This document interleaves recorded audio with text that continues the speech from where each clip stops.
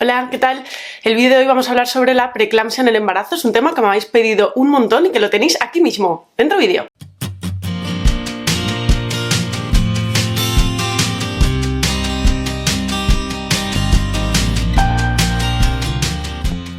Hola, bienvenidos a todos y todas, soy Elena Pajuelo y me podéis encontrar en la red como Actualidad Matrona. Hoy vamos a hablar sobre una patología del embarazo que es la preeclampsia. Dentro de la preeclampsia tenemos que hablar de la hipertensión y de la eclampsia. Son muchos conceptos, pero seguro que os suena este nombre y que lo habéis oído alguna vez o incluso lo habéis sufrido en alguno de vuestros embarazos. ¿Queréis saber más? Pues vamos allá. En el vídeo de hoy voy a explicaros qué es la hipertensión en el embarazo, qué es la preeclampsia, qué es la eclampsia, cuáles son los síntomas y los factores de riesgo para sufrir una alteración como esta en el embarazo y cómo se suele tratar y cómo es el posparto inmediato, para que tengáis una idea un poco más global. Voy a intentar utilizar términos sencillos para que me comprendáis y esté al alcance de todos. Para que comprendáis qué es la preeclampsia en el embarazo, no puedo dejar de explicaros qué es la hipertensión en el embarazo y la proteinuria en el embarazo. La hipertensión en el embarazo se diagnostica cuando hay 2 o más tomas separadas de 6 horas de presión arterial por encima de 140 la presión sistólica, que sería la alta, y 90 la presión diastólica, lo que le llamamos la baja, de milímetros de mercurio. Es importante tener en cuenta a la hora de una toma de tensión que la persona a la que se le va a tomar la tensión debe estar relajada, sentada, con el brazo estirado, más o menos a la altura del corazón, y que se debe repetir la toma si sale alta a los 10 minutos. También es importante que se use preferentemente un aparato de tensión manual, porque es un poquito más preciso. Esto es la hipertensión en el embarazo. Ahora os voy a explicar qué es la proteinuria, para luego poder llegar a la preeclampsia. La proteinuria es la presencia de proteínas en orina. ¿Cómo se sabe que hay proteínas en orina? Normalmente se hace una recogida de orina en 24 horas y se ve que hay más de 300 miligramos de proteínas en esta cantidad de orina. Por lo tanto, la hipertensión gestacional sería la tensión elevada por encima de 140 y 90, como hemos comentado antes, sin proteínas en orina y sin alteración en el Doppler, que es un estudio ecográfico para ver el flujo sanguíneo entre placenta y bebé. Reseñar que la hipertensión gestacional es la que se detecta después de la semana 20 de embarazo. Si es una hipertensión previa o es una hipertensión que se ha detectado antes de la semana 20, le llamamos hipertensión crónica. Diferenciando la hipertensión gestacional con la preeclampsia, la diferencia que hay es que en la preeclampsia la tensión también está elevada y hay presencia de proteínas en la orina o alteración en el flujo Doppler, en el estudio Doppler. Y hablamos de preeclampsia grave cuando los valores de la presión arterial están por encima de 160 milímetros de mercurio la sistólica y 110 la diastólica. Son unos valores muy altos. Una variante de la preeclampsia o de la preeclampsia grave es la eclampsia. La eclampsia se le llama o el gran mal o el estado convulsivo del embarazo. Y es una alteración muy grave y muy aguda, de urgencia. ¿Qué criterios se siguen para diagnosticar una preeclampsia grave en el embarazo?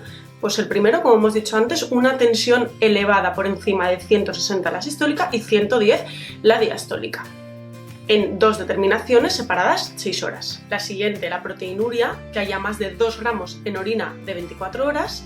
Y hay mujeres que notan alteraciones visuales, se llaman escotomas, que es como si vieran lucecitas o moscas, dolores de cabeza intensos, a veces un dolor aquí a nivel del epigastrio y a nivel más clínico, pues alteraciones analíticas y en las enzimas hepáticas. ¿Qué factores de riesgo hay para sufrir una preeclampsia, ¿no? ¿Qué mujeres pueden ser candidatas a tener una preeclampsia en el embarazo?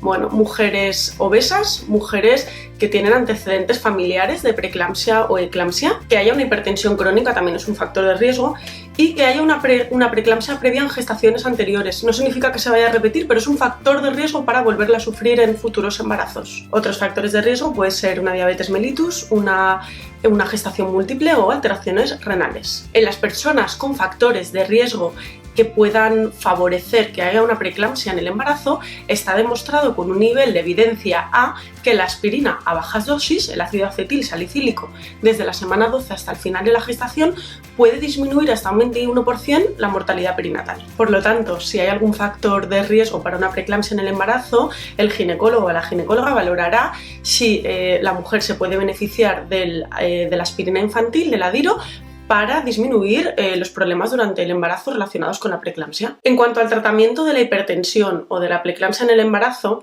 en primer lugar deciros que si la tensión de la mujer está controlada, si con dieta y ejercicio está bien, no hace falta tomar medicación, ¿vale?